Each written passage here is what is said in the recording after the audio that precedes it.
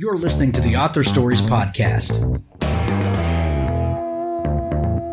bringing you the story behind the stories and the storytellers.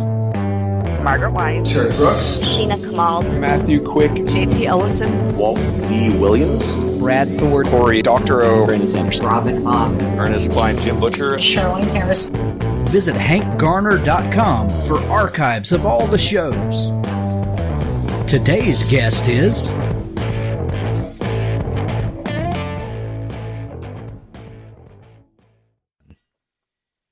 Well, thanks for joining me again for the Author Stories Podcast, where I bring you the story behind the stories and the storytellers.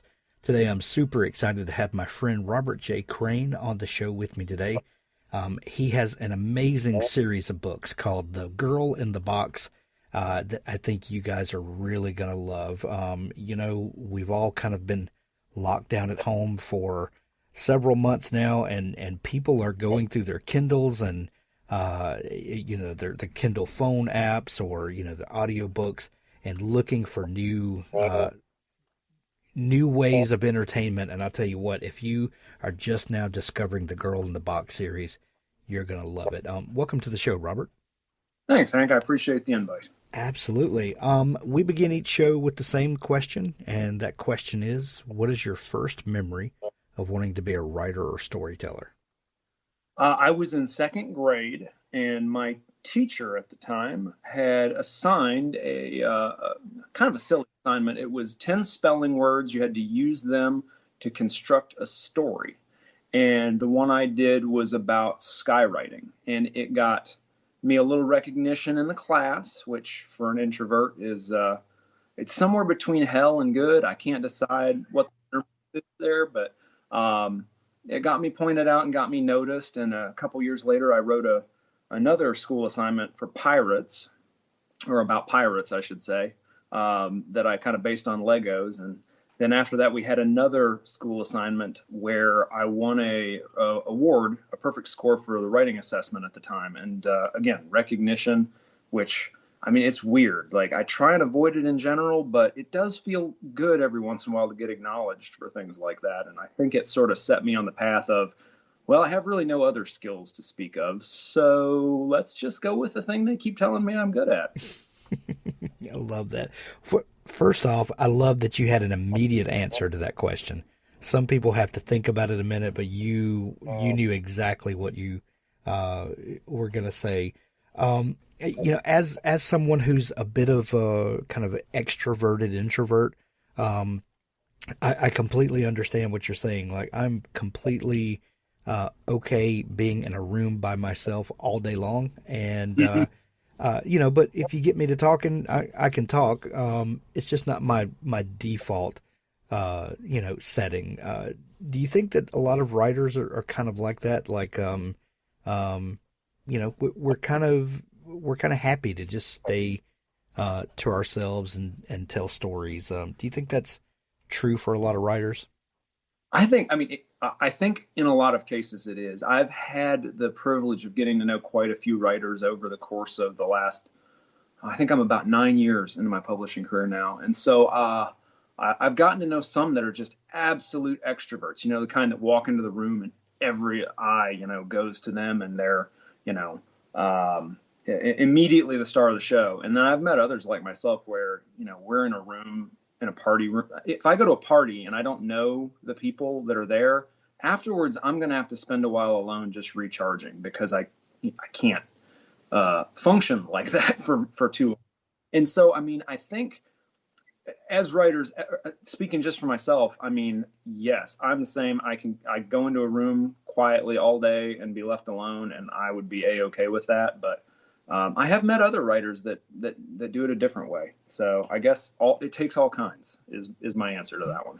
Were you a bookish kid? Did you love to read when you were younger? Oh yeah. When I was in sixth grade, another award I got was they're doing a school assembly, and and this kid always has a book in his hand, and every eye in the place, everybody looks right at me, and I'm, who, me? Dumb as a brick, or at least self-aware. So yes, I really do believe that, to be a a writer, you really need to be a reader. Otherwise, I think it's from Stephen King, you don't have the tools necessary to be able to effectively practice your craft. So yes, absolutely, that's true. Do you remember what the first series or book or author that you read that just completely opened your mind to the possibility, that you could create worlds of your own and that people would get lost in a story? Do you remember the first book that did that for you? Gosh, I mean, the first time I remember the effect of something like that on me had to be in second grade when our teaching assistant read The Lion, the Witch, the Wardrobe to us. And everyone was just riveted. I mean, all but one kid. He was weird. He hated it. But everyone else was just begging for her to read more. It was so spellbinding, being sucked into the world of Narnia. So that's probably the first experience I had with it. But when I got into Star Trek, The Next Generation later on, I mean, that was another world I fell into and started to kind of create my own world off of.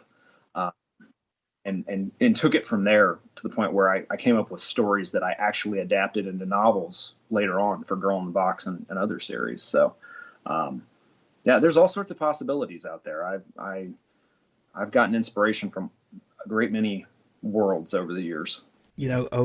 Of the over 900 authors that I've talked to on the show, you would not believe the amount of folks that Narnia was their gateway drug, so to speak. Yeah. The power of that story, if C.S. Lewis was known for nothing else, I think he's had a huge impact on our culture just from that book series alone. Yeah, absolutely. Absolutely. I read it to my kindergartner here not that long ago and had a similar, I think, effect where it was just, I was getting begged, hey, read more, Right.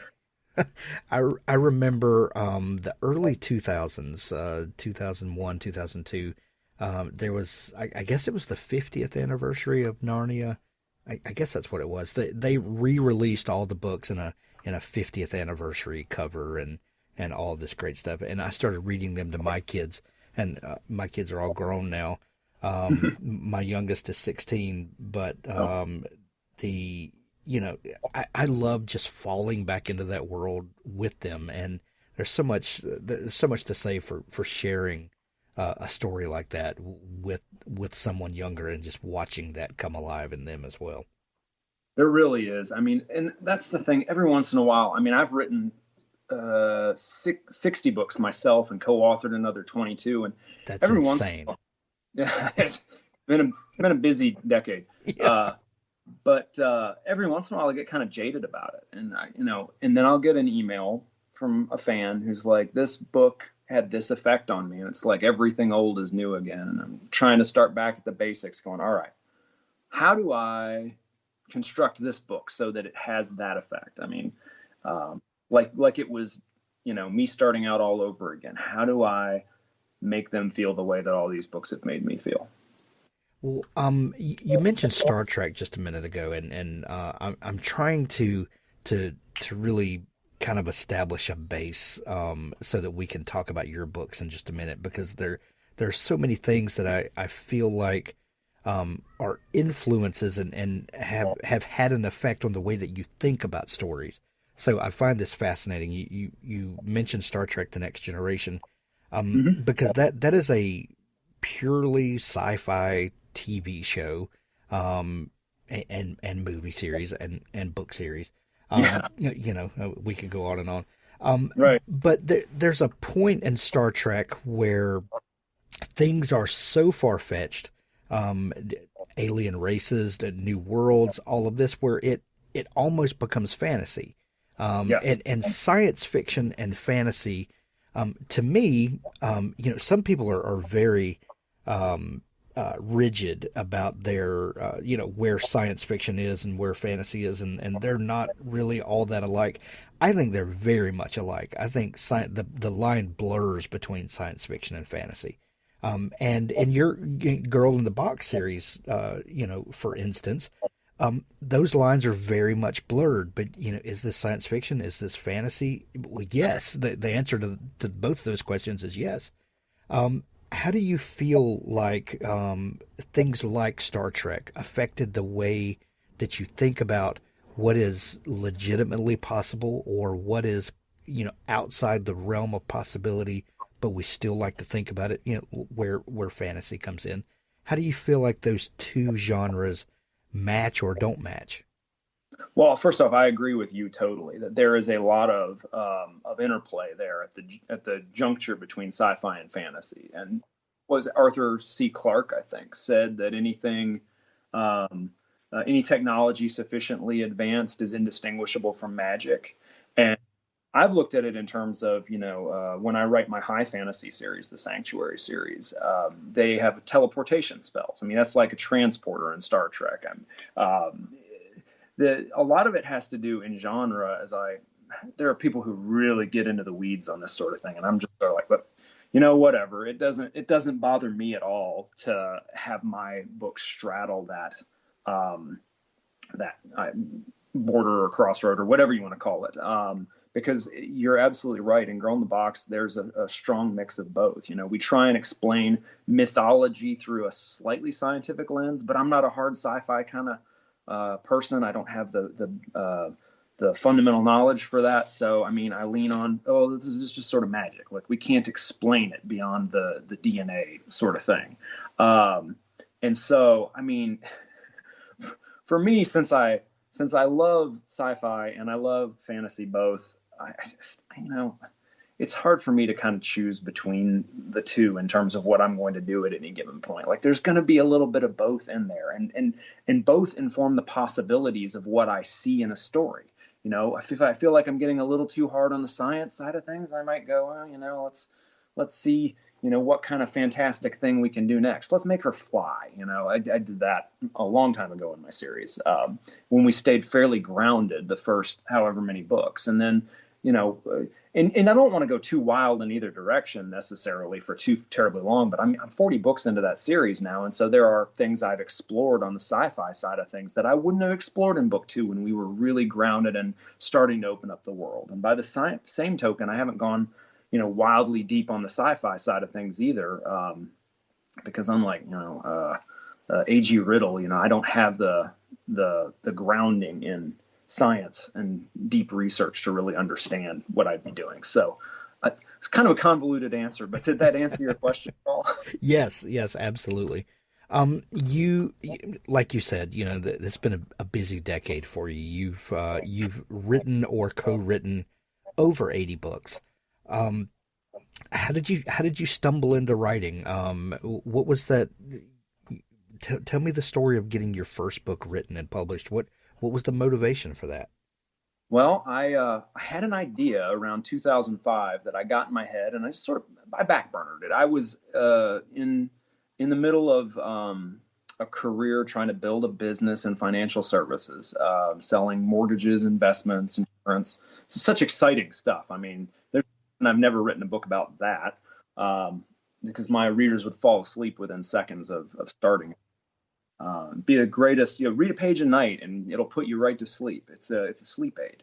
But I did that for about 7-8 years. And after the financial crisis, things started to go sideways in that business. Mortgages were about a third of our business. I was commissioned salesperson and sales trainer. So I watched my income start to dip by about a third, and I was working more hours training people. Some of our key people on the team quit, and so I was having to pick up more slack. I had just started having kids. We had 2 under the age of 2, and my wife's looking at me working her own corporate job going, you can't keep doing this forever. Like, it's not getting better. It's actively getting worse. And you're traveling more. You're gone all the time. Your oldest kid doesn't even recognize you half the time because of how often you're gone. She's like, something's got to give here. And so I that story idea I'd had about 2005 started to float back up in the summer of 2010 and just wouldn't leave me alone. And I started writing it in the tiny fraction of spare time I had late at night or early in the morning, or even in one memorable session, middle of a Tuesday when people are walking in and out of the office and I'm sitting there crouched over a computer and they're like, well, working hard. I'm like, oh yeah, living the dream. Like everybody answers in office work when they're not actually living any dreams. They're living a nightmare.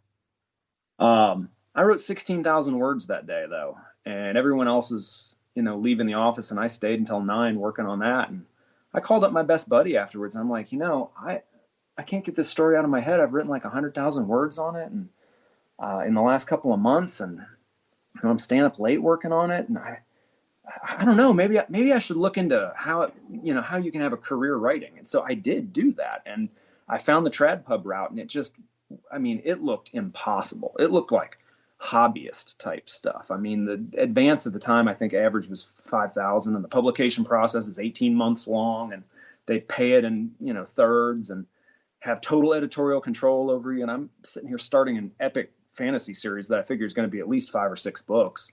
I'm like, yeah, that's not going to work. So I put my head down. I went back to work on my insurance business, and 6 months later, I'm looking around at the continually burning wreckage like a dumpster fire, rolling down the street or something. And, maybe I ought to look into this writing thing again. And I Googled it again, a little different this time. And I found Amanda Hocking and Joe Conrath. And I understood self-publishing immediately. Like, I got it. The long tail strategy made sense to me. And so I told my wife, hey, I think I need to do this full time. I'll stay home with the kids for the next year or two, and I can write a few books in that time and get this publishing thing off the ground. She's like, you know what? If you're not on the road all the time, fine, whatever. That's easier on me. Take care of it. I'll go work, be the breadwinner. And that lasted for about a year or so. And we put the kids in daycare because I started to see possibilities to start making money. And then a year later, I think was when I outpaced her earnings. And then a couple of years later, she retired. And now she's our chief marketing officer and chief financial officer for the company. And it's just been pretty awesome since then. But yeah, it's been a heck of a ride. So, those, there's so much to unpack there. I'm trying to decide what question I want to ask you next. Noveler is the best way to write a novel. Why? Quite simply because we've made it the easiest place to do it. Writing a novel is hard enough. Noveler takes care of all the logistical bits of writing a novel, just leaving that small matter of the words to you. It's a clean, beautiful writing interface with writing analytics, goals and streaks, advanced grammar checking, version control, day, evening, and night modes, and many other features designed to take all the stress out of writing. Tell us what you need and we'll build it. Together, we'll build a better tool. With a design-led approach, all the right tools that you need, Noveler saves all your words constantly, allows you to manage and order your novel easily. It's accessible from any device, desktop or mobile. It syncs to Google Drive and Dropbox. It allows exports in various formats, including ebook and more. It also has nice touches like allowing you to write both offline and online, unique for a web-based platform. Everyone needs help with their writing, from inspiration through to grammar checking, so we're doing our best to provide that support. We integrate that support directly into Noveler. Our advanced grammar checker powered by Pro Writing Aid does everything from spell check to style advice. Our writing courses include the incredible Tim Clare's Couch to ADK. We're really excited to offer all Author Stories listeners 30% off Noveler for a whole year. And it doesn't matter if you choose to sign up for the monthly or annual plan. You'll get 30% off. All you need to do is use the discount code HANK when you sign up. Noveler, Novlr. That's noveler.org. You've seen the ups and downs that have been in the Kindle revolution. From those early days where you could just throw, it seemed like anything on the Kindle store and it would sell a bajillion copies. And we all know authors that, have done some of that. But things have refined and the market has matured, and, all of these things that happen to any industry, that's in its infancy. And and revolutions as they happen. There's kind of a Wild West period, and then Yep. things kind of settle into what it's a mature market. Right. The back of the S. Yes, exactly. How did you first go about finding an audience, and what kinds of stories were you telling that got people excited to continue following you? I wrote the first couple books I wrote were my Sanctuary series, which is epic fantasy, and it's sort of a MMORPG vibe, kind of a Final Fantasy vibe in some ways.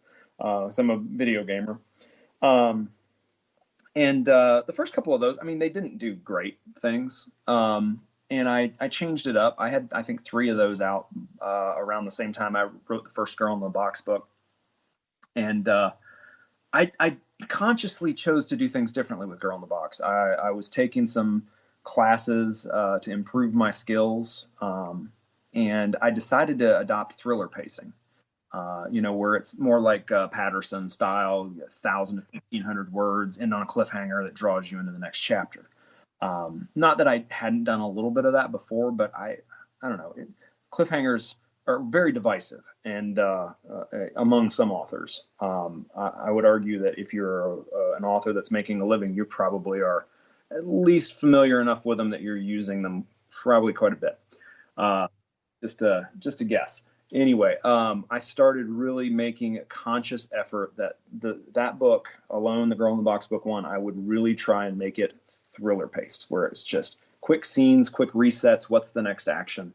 And I did the next 3 books like that. And I adopted a marketing strategy to build an audience of, I'm going to set this first book free. And I think I got that from Lindsay Baroker. And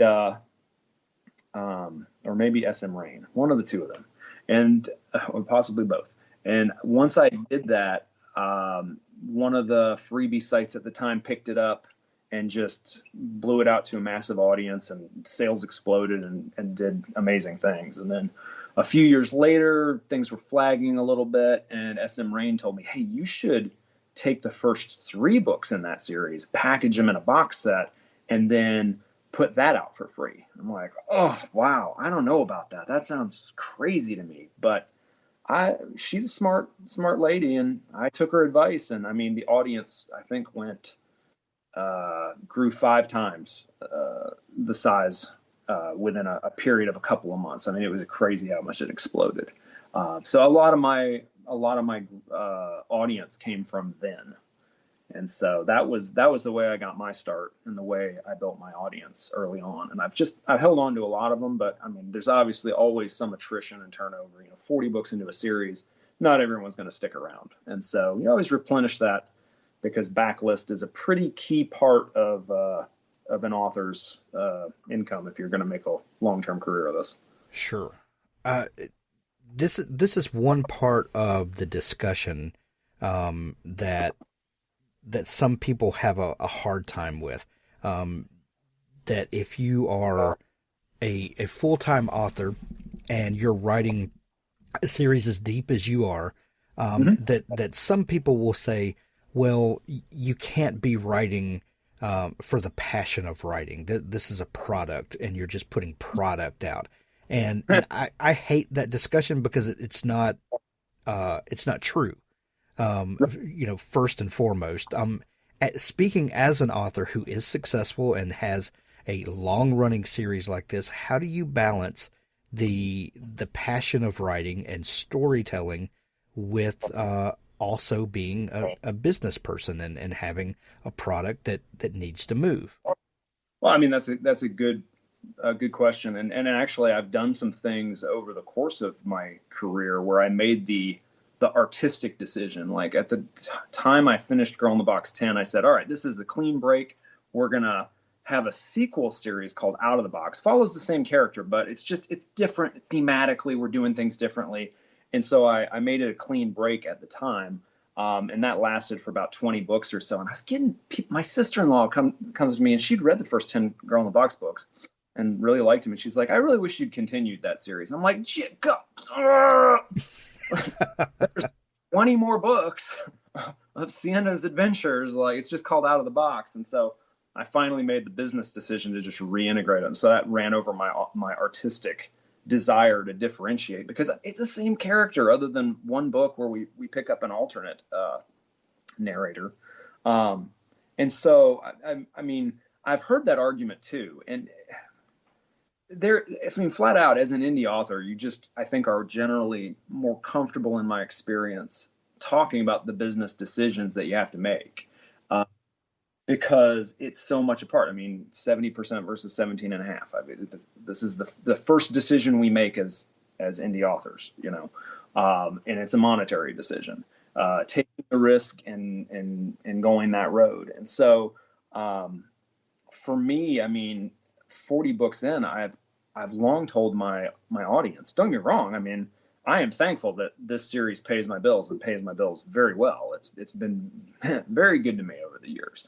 But if I didn't feel like I could bring something new and fresh to it, I mean, I've got other series that do okay. I'd be all right if I had to, give it up tomorrow. But I mean, 40 books in, I'm still discovering some new things about the character. I mean, I'm enjoying it. And that's fortunate for me. I mean, I have had discussions with other authors who are, 6 books into their series, and like, I don't want to write this character anymore. I just want to go do something else. And I'm like, yikes. I mean, you got to do what you got to do. If you hate what you're doing, I'm pretty sure it's going to show through in the writing sooner or later. But yeah, I've been lucky that I guess my artistic tastes or interests or whatever have allowed me to stay with the same character in the same series, and I feel pretty good about it. I mean, I do know of authors who get bored like that, and I assume someday I'm going to run out of places to take this series. I have a few more years worth of storylines plotted out now, but I have an end game in mind, and when I start to feel that, that burnout feeling or whatever honing in on me, I think I'll probably just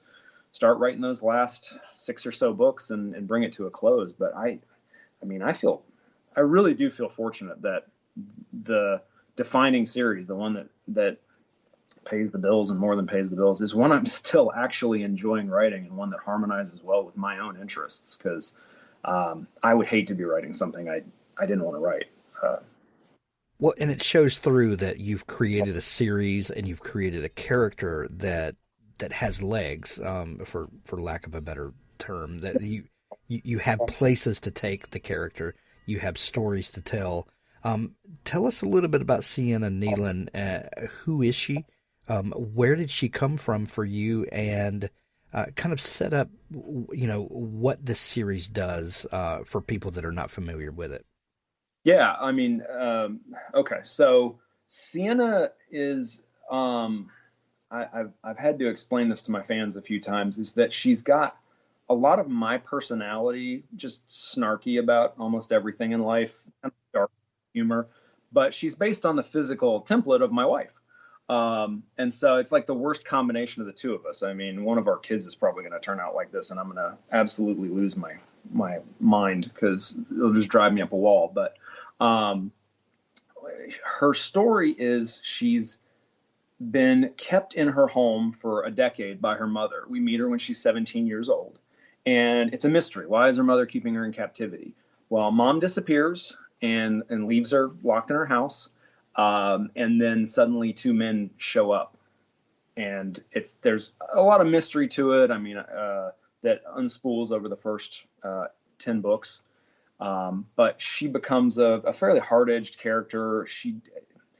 There's all sorts of different stories I've written with her. I've always viewed myself, when I first going back to the Star Trek reference earlier in the interview, I mean, I was fascinated at the idea of being a TV writer, and writing out episodically and series-wise the arc of a character. And so, I mean, Babylon 5 was a big inspiration for me. Buffy the Vampire Slayer was a huge inspiration.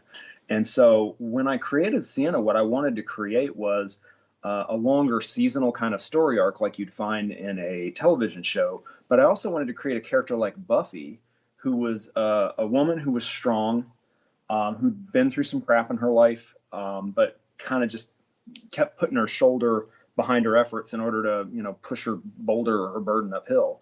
And so that's really where she came from. And that was sort of my guiding philosophy that brought me thus far, is to just sort of view view things in terms of there's a monster of the week or a story of the week or a case of the week, depending on kind of how I'm approaching it. Because she's played detective at times, she's played superhero at times. She's kind of done a little bit of everything.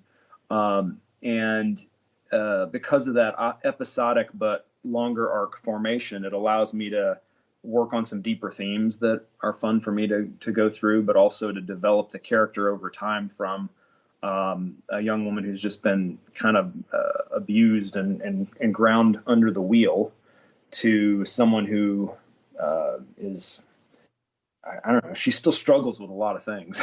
And so it's an ongoing thing, like most of us in life, I suppose. Well, one of the fun things about writing a series like this is that, if the character of Sienna stayed the way she is in book one, I could probably see how burnout would happen and a writer would get tired of it. But Sienna changes and she grows, and this is part of the fun of following along with her, isn't it? Right, absolutely. And I get reader reviews that comment on that very thing. Is like, I don't know how you continue to keep things so fresh and do things so different, and 40 books later. And a lot of it has to do with her evolution, is that her reactions now are going to be different than they would have been 39 books ago. When you first started writing this series, were there certain aspects that you knew to do for this, or did you kind of learn as you went? For instance, the length of each book, was that something that you did research on and knew, okay, these books need to be about this length, they need to wrap up in a certain way, or did you kind of was urban fantasy a genre you were familiar with and kind of knew the tropes and what readers expected, or kind of what goes into starting a new series like this? No, I wasn't familiar at all with the market, I should say. I mean, I looked at it in terms of, I'm just going to tell the best story I can. Here are the elements that I want to work with. And I think in general, I sort of have an idea of how I want to end this first one. And if I need to, well, here's an idea of how I would end the series. And I sort of had a general, I heard Jim Butcher describe about how when he plotted out the Dresden Files, he had almost like a one sentence, this is the plot for each book sort of thing. And I did that. I didn't know about Jim's advice at the time, but when I found it later on, I was like, oh, that's what I did with the first 10 books of Girl in the Box. Each had a theme, each had a villain concept and everything. And so, same thing. When I decided I was going to do the Out of the Box series, I had a basic end in mind. Now I'm open to changing it, and I've changed all sorts of things along the way about the path to get there. But I like to have at least a basic concept of how we're going to end in any series I start, because it gives me a better idea of what the arc of the character is over the entirety of the thing. And again, I'll change it if a better idea occurs. But I was a big fan of the series Lost up until about the last few episodes. So is everybody else. Yeah. I realized I don't think they quite had, or I don't know if they got lost along the way or if they just, got off track in the middle somewhere when they didn't know when the series was going to end. But whatever the case, they dashed fan expectations by not, I think, having a really solid ending and plot plan in mind for, why is the island this way? Even a basic one. Answer some questions that you've left open, sort of thing. So I always wanted to make sure that I had that in mind, with the flexibility to change it if a better idea occurred, but with a basic idea of this is what we're moving toward in the process of writing the book. So does that answer your question? Yeah, absolutely. World Anvil is a browser-based world-building platform designed for all world builders, writers and novelists, dungeon masters, game developers, and everyone else. World Anvil keeps your world setting safe and organized, helps you find your characters, locations, plots, timelines, and maps quickly and easily as you write. Then, if you choose, you can showcase your amazing world building to the world, beautifully and interactively, to keep your readers engaged. You can even use our professional tier to build your career selling access to behind-the-scenes content your readers will love, and growing your community. Build your world setting in any genre with over 25 custom-built world-building templates, complete with prompts to inspire your creativity. Allow your readers to explore the public parts of your world in an innovative new way with interactive maps, timelines, and wiki-style articles. Give special access to co-authors, beta readers, customers, or patrons to see exclusive behind-the-scenes content. There's a free version to get started with all of the major features. Guild membership offers you a host of extra options, including comprehensive privacy settings, co-authors, presentation options, and so much more. Join our community of over 800,000 world builders, including professional authors. Take part in competitions and learn more about world building at this fantastic online community. Use the coupon code HANK to get 20% off all 6 and 12-month subscriptions. WorldAnvil.com. I'm a recent convert, and I know you will be too.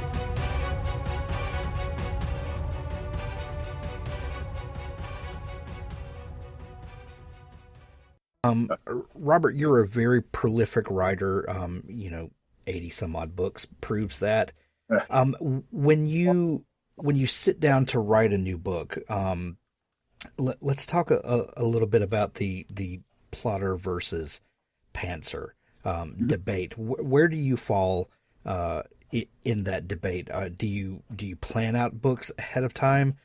Are you writing by the seat of your pants? Do you have a roadmap that you're using? What's your process like? It's funny because I'd always heard it as a very black and white thing. You're either a plotter or a pantser, a gardener, and I'm not. I mean, it's a continuum for me. I'm right in the middle. I'll have a basic idea like, okay, well, here's how I think the midpoint's going to go, the big reversal moment, and here's approximately how we're going to end. And then I just sort of write the next 3 chapters out in a basic terms, and I'll set a timer and I'll write for 30 minutes or 60 minutes or 20 minutes or whatever I got. And I was a lot more prolific before this year. My kids have been out of school since early March, so I'm not getting a lot done. I managed all of 2,200 words this morning, and that's actually one of the better days I've had in the last 2 weeks. So on a normal day when my kids are in school, it's about 7,000 words a day. And so this has not been the best of times, but I haven't gotten corona to my knowledge, so I can't really complain that much, I guess. But yeah, I don't want to get so tied to plotting my story that I discover something partway through and I can't take advantage of it.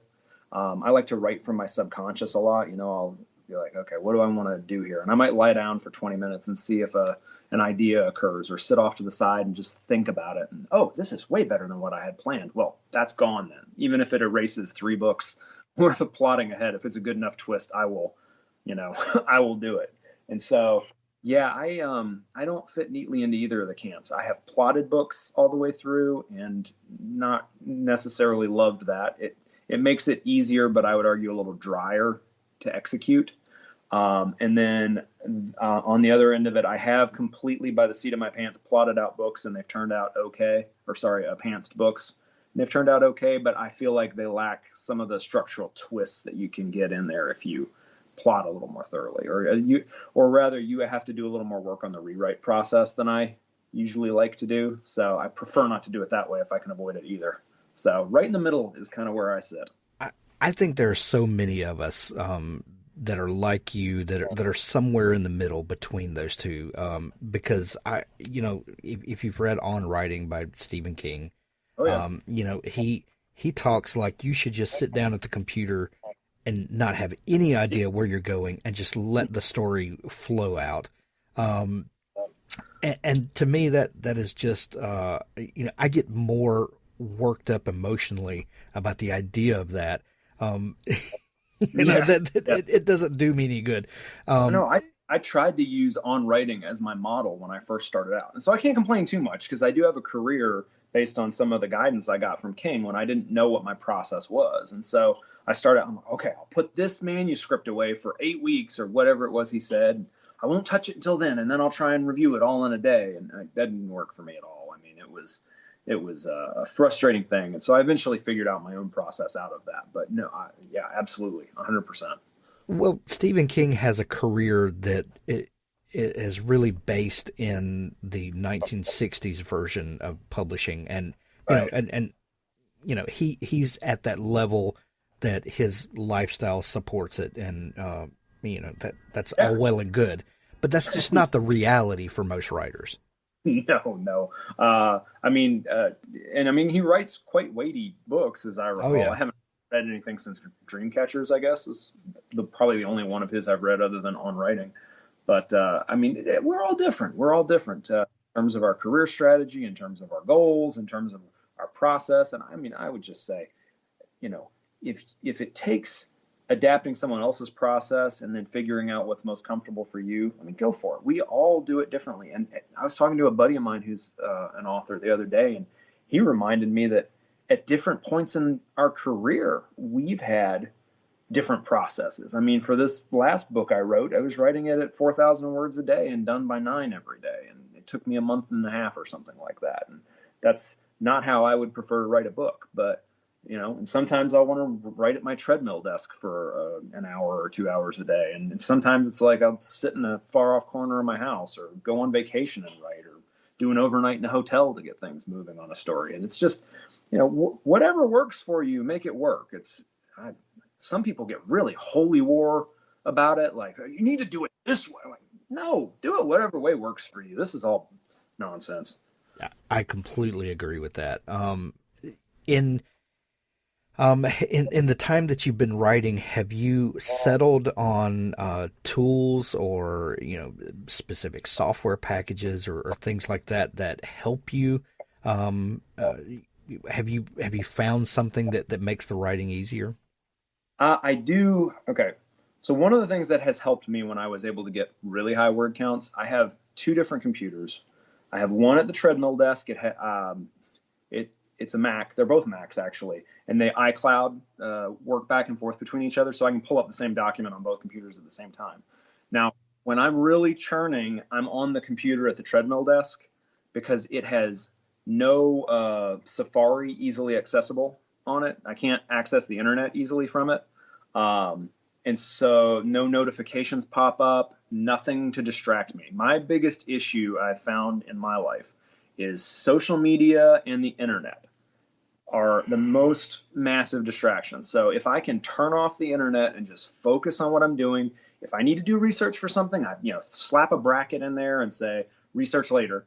And I just write through for an hour or 2 hours, however long, uninterrupted I can without actually taking a break. Just let the story flow. That's what works best for me. Again, not necessarily for everyone, but I have identified after 9-10 years of doing this, my distraction point, internet, social media. And I think I told you yesterday, I've logged off social media for the summer.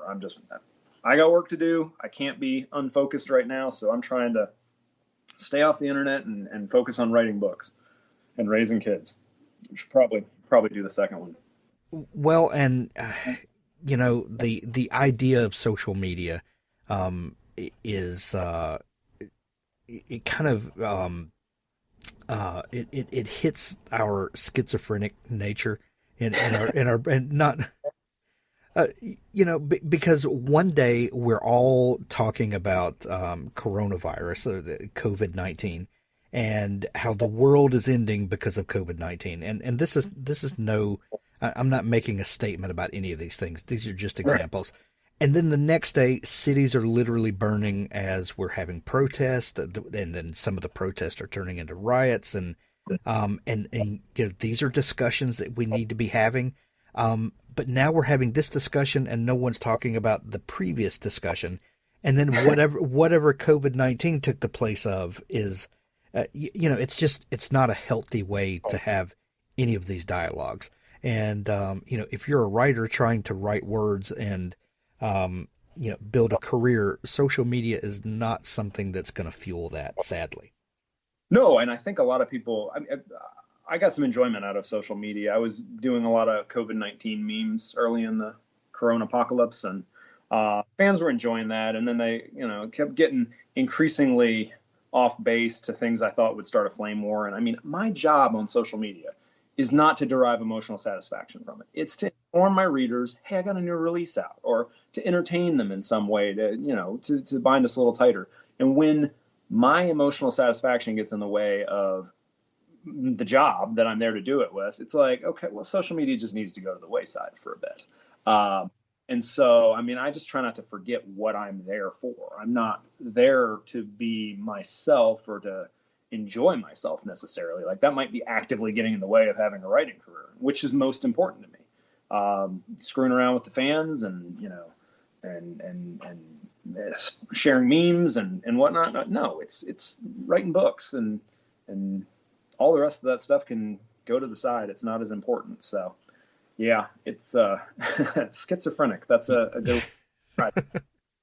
You mentioned earlier that on a good writing day, you're churning out about 7,000 words a day. Are there, talking to some writers, I've talked to people that 500 words a day completely wrings them out.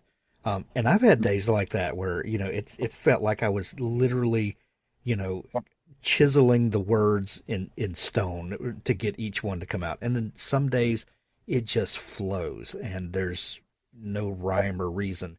Are there any things that you do that help you become more consistent? Because some days it does just feel like a job. And then the next day you'll read back and go, wow, that was more profound than I'm capable of. And something good came out of that, even though it felt like it was really hard work. And some days it just flows, and is that just because of just our human nature? What things have you learned that help the process along? Well, I think Neil Gaiman said something similar to what you were talking about there a second ago, where you're writing it and it almost seems like this is just a terrible day. Like it's not coming out right at all. It's a total disaster. I'm slapping in brackets left and right, like fix this, do better, or whatever. And I'll go back and I'll read it during edits, and it's like, this wasn't bad. I couldn't see it in the moment, but I'm like, this isn't really bad. Some of this maybe needs to be fixed. But he had Gaiman. Sorry, to get back to the quote I alluded to a second ago. He said, you can write on a day when you're feeling sick as a dog, and write on a day when you're completely normal. And once you reach a certain level of skill, it all seems about the same during the editing process. You just there's a skill that undergirds your ability, and our closeness to the work sometimes, I think, allows us to play mind games with ourselves, to think that, oh no, this day I'm feeling terrible, so the work must be terrible, and it turns out the work is fine. So yes, for me it is a daily discipline, or rather a weekly goal setting thing, and I don't notice a huge difference between the days when it's all going well and I'm energized and excited about it, and the days when I am wringing it out of myself, one word at a time almost. And then don't get me wrong, I've waved the white flag on plenty of those days, like, you know what, it's just not happening today. We'll try again tomorrow. But in a lot of ways, my belief system about writing was, before I even took a writing class, or I shouldn't say that, before I started writing professionally and started listening to other indie authors, is that I knew I could write 16,000 words in a day, and that they were, decent words. That doesn't mean they were perfect. They definitely needed to be edited, but going from that part of my belief system and understanding that, yeah, I might be tired afterwards, but this is just sort of the way the game goes. Hitting 7,000 words a day doesn't really feel that difficult on most days once you get the momentum going, but it's probably insurmountable starting off. But yeah, I mean, some days I'm driven by passion and I'm excited and raring to go, and I can't wait to write these scenes. Some of the techniques I've used to help me along that way are Rachel Aaron, I believe was her name. She wrote 2K to 10K. Really good book. And one of the things she recommends is at least, you don't have to outline the scene that you're writing now, but you should at least have an idea of like the underlying tension. What does your character want? Who are they being opposed by? And make it something that you're excited by. Because if you're not excited to write it, it's probably not going to go very quickly for you. It'll probably be, somewhat miserable. And so it's setting up those stakes of the scene. And the more you do that, I find the farther ahead I'm able to see into the story. And there's always those moments where it's like, if you haven't fully plotted it out, you get that realization moment where it's like, that's where that character is going to go. That's what they're going to do. That's how they tie into this. And and those are the exciting moments that keep me going for 7,000 words a day. And the reason why I do the higher word counts is because there's more opportunities on higher word count days to find those moments, to stumble into them, or to see far enough ahead to the next one. So that's what energizes me and keeps me going, is discovering those possibilities in the story. You recently released book 40 in the Girl in the Box series, Powerless. Congratulations on 40. By the way, that's a huge milestone. But what do you have next for Sienna? What are you dreaming up next? Well, I was about 10,000 words into the next book, and it was titled Run Riot. And needless to say, that book is not happening at this point. It's that's backburnered, and the next book is titled Down, and we'll deal with a superhuman with radiological powers. Something I'd had a little further in the schedule for this year, but now's a good time to bring that one up, because Run Riot is just not the book to write at this moment in time. So that's what's next. I've typically broken down into seasonal story arcs. And so I wrapped up the last arc on book 38. So we're 2 books into the new arc, and it's probably going to run 7-8 books. And I won't finish it until sometime next year, sometime late next year if the coronavirus slowdown continues. But yeah, I've got I think a really good story arc. My problem with it is, I keep coming up with these apocalyptic ideas. I wrote a book really harshly critical of China for their concentration camps and some of the other stuff they've done. They're just general secrecy. And then they unleashed a pandemic on the world. Like, bad time. Had fans going, wow, you warned us about how kind of crappy China was last year in Dragon. Yeah. And then I start to write a book called Run Riot, and yeah, this happens. And so I don't know, man. I'm a little scared about what the next book I write is going to be. Let's hope Los Angeles doesn't go down in a radiological disaster anytime soon, or I'm going to feel really guilty and have to stop typing. Well, I think the question that we're all pondering now is, did you foresee what China was doing and warn us, or is China responding to you now? Are you the cause of this, or are you a prophet? Don't get me wrong. I wouldn't want to travel to China at this point, because I don't think they would like me very much now. But if they deign to notice me, I'm such small fry. But it's one of those things where I had to include a bibliography in that book, because some of the things I use China as the villain, and I want to differentiate. The Chinese government is the villain, not the Chinese people, who, in my estimation, are some of the most oppressed people on the face of the planet. I mean, you're talking about 1 million plus Uyghurs, which is a Muslim minority, are in concentration camps right now. And some work from the UN Human Rights Commission, I think, they issued a report last year that the people in the camps are being used as human organ transplant sacrifices. That advances in organ transplant science have allowed China to create new hospitals in that area of the country. They fly in these big money donors, and they, hey, you got an organ transplant. The average wait for an organ transplant in that area is like 7 days. Everywhere else in the world is like a year to year and a half to 2 years. And so they figured it out, and they've had some dissidents come over that say, yeah, they're transplanting organs from these prisoners into people. And so, I mean, things like that. You look at the ecological disasters that they've had, and some of the other pandemics that they've tried to conceal. I mean, the government is just dirty. They're just, dirty. And almost every major Western press outlet has covered them at some point.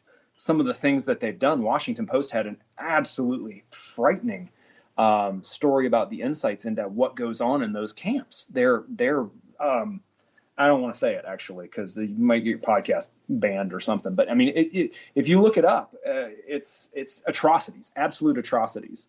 And so I don't think I was a prophet so much as I was looking at some of the things they did pre-Hong Kong, and even what they're doing to Hong Kong right now. And I said, this government is so addicted to secrecy and never, ever wanting to show any weakness at all that, they'll hide anything that they can. going on. They don't want to admit to anything. There's zero transparency. There's zero free speech. One of my neighbors is a pilot and was over there recently, and he was talking to a guy in a cab, and the guy was like looking around before he told my neighbor the story of how his father got said something in a bar or somewhere, and they abducted him that night, and he just disappeared for a while, came back, and he was much more pliable about the government. I mean, it's just, you hear stories like that, and a couple of athletes who are living in Spain that are Chinese expats got completely erased from the Chinese internet over the last week because they spoke up and said, the government is oppressive. They're just crushing people. You hear enough stories like that, and it's like, oh my gosh, like, we got problems, but China, holy smokes, man. No one's getting organ transplanted to death yet in the West. But anyway. Well, and that's the importance of being storytellers right now, is we get to bring attention to things, have discussions about it in while couching these things in characters and situations that we all love, and right. That's the importance of storytellers. Yeah, I mean, and it's been a privilege in my life that I'm able to even obliquely kind of shed light in that. However, I would like to stick with more fictional stories where I never have to write a bibliography to separate reality from fiction, because I might have actually portrayed them in a better light than they deserved. Well, that's a good problem to have. The newest book is called Powerless. It's the Girl in the Box, book 40. This is a massive book. It's about twice as long as some of the others that you've got in the series. I love that this is such a fresh series for you and a fresh character that they just keep coming. Robert, if people are just learning about you and want to dig into all the great stuff that you do, is there a place where they can find you online and dig into your whole back catalog and all that good stuff? Definitely not social media, but I am at www.robertjcrane.com. The middle initial is probably pretty important. All my books are exclusive to Amazon at this point, but I do have paperbacks available, and I think you can order them from a local bookstore if you wanted to. Excellent. We'll put links to all of that in the show notes. Robert, I'm a huge fan, and I love everything that you're doing. Thank you so much for taking time to come on the show today. Absolutely. Thanks for having me, Hank.